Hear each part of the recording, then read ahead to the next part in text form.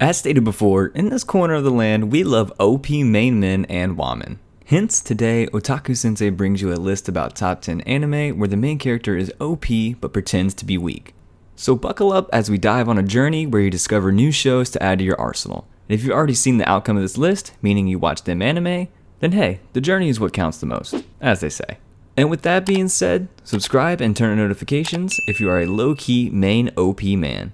On a quick side note, most entries on this list are personal favorites. Enjoy.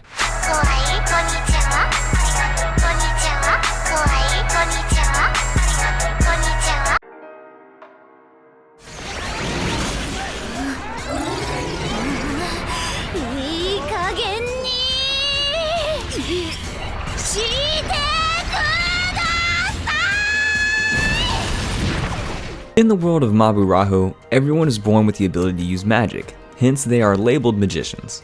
However, the magical ability of each person is not equal. The number of times you can use magic determines the amount of respect you receive. And since one's magical power is determined at birth by traits and genetics, those who have a bloodline stemming from famous magicians are highly sought after. In other accurate words, gold diggers be rolling. In contrast, having the lowest magic count is looked down upon, and such is the fate of our main character. However, his bloodline consists of many great magicians throughout the ages. This leads the main character to being sought after by 3 different young women, a rich sexy blonde waifu, a busty pink hair waifu, and a sword wielding waifu. And needless to say, they are the hottest girls in the school, making all the guys in his school jealous and want to kick him where it hurts.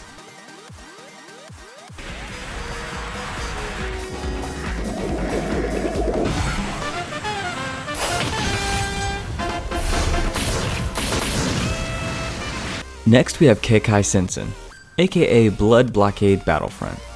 In a world where man meets fish against God's will and creates Fishman, the gateway between Earth and the beyond opened 3 years ago. New Yorkers and creatures from the other dimension alike were trapped in an impenetrable bubble and were forced to live together. Watching over the peace and law is a secret organization composed of eccentrics, and our main man Leonardo is not one of them. Well, not right away. He was living a normal life with his parents and sister, but when he attains the all-seeing eye of the gods, at the expense of his sister's eyesight, he goes to Hell Salem's Lot, the place where the men and fish meet, to help his sister by finding answers about the mysterious powers he received. There he joins the secret organization and begins his misadventure, turning his lame life into the extraordinary.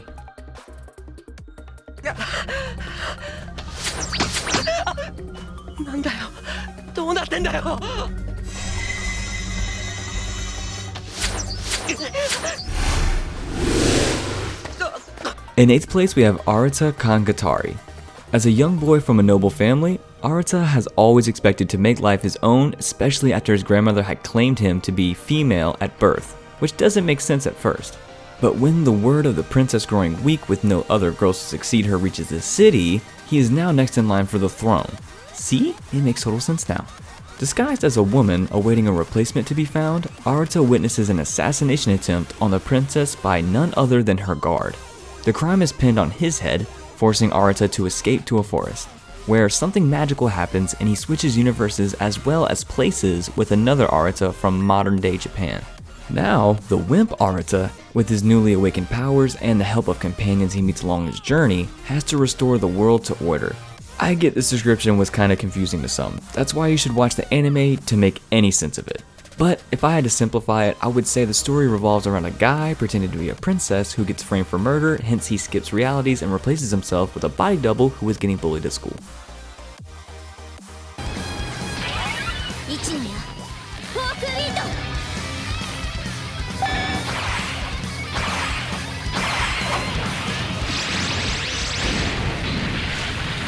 Next, we have Unlimited Fafnir. Midgar, the all-girl academy, would have been notable just for the action of accepting its first and only lucky bastard, Yu, our generic harem main character. But Midgar stands out for much more than that. It's a school exclusive to a group of girls known as D's. Funny enough, not all of them are D-cups.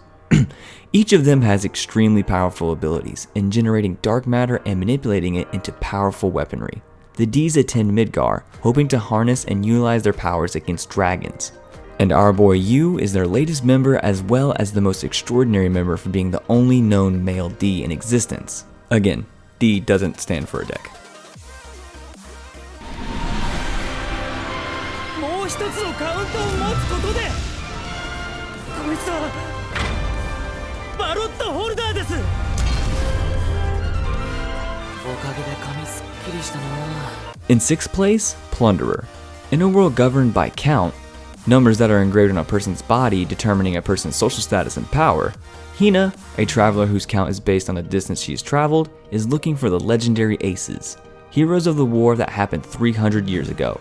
While wandering around, she encounters Licht Bak, a mysterious masked man with a negative count. At first he comes across as a weak pervert. However, after Hina got tricked into a battle with a military soldier, Licht then comes across as a strong pervert as he rescues Hina and reveals that he has another count, one with a white star, indicating he's one of the legendary Aces. Now I know this is an anime recommendation video, but I have to mention the Hollywood movie In Time. If you watched Plunderer and like the concept of numbers determining power and someone's status, then watch In Time. 行くでござるよ、ウッキーだ。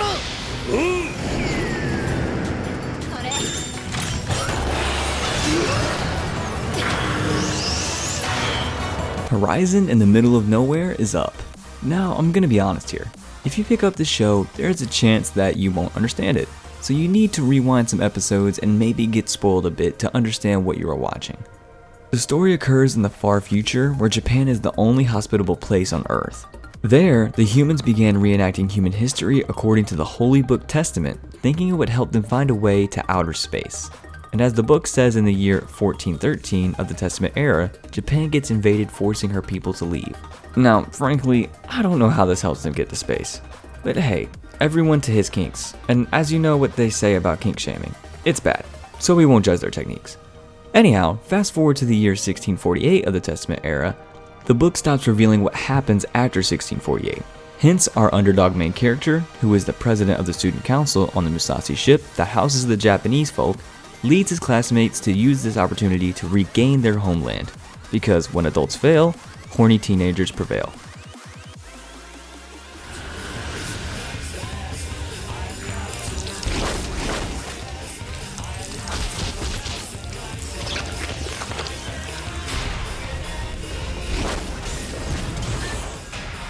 You may have heard about Yugi, King of Games, but certainly have not heard of Jing, King of Bandits. Jing may appear to be a young boy, but his remarkable skills make him one of the most feared thieves on the planet. Along with his perverted crow, Jing travels from town to town, stealing anything of value regardless of the amount of security.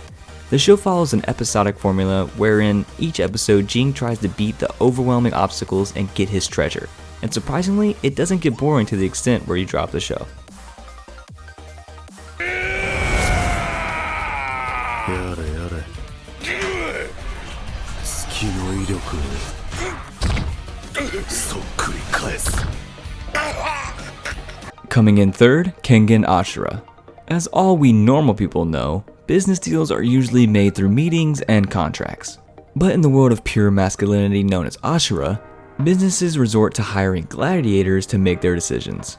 And our main character, nicknamed the Ashura, is trying to prove himself as the strongest. And he gets that chance after getting hired by a company to fight for them. And that, ladies and gents, is the plot of Kengan Ashura. No fancy words, no ingenious setup. Just good old pure testosterone as a selling point.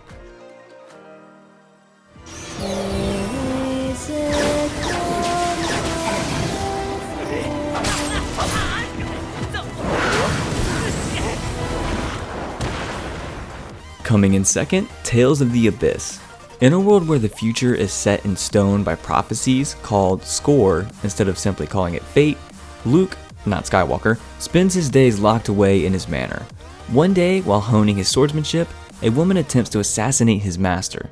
Luke defends him, but the clash results in the two being teleported to a distant land. Luke and the woman's journey back quickly escalates into a quest that will either free the world from Score's chains or destroy it completely. 七か八列 お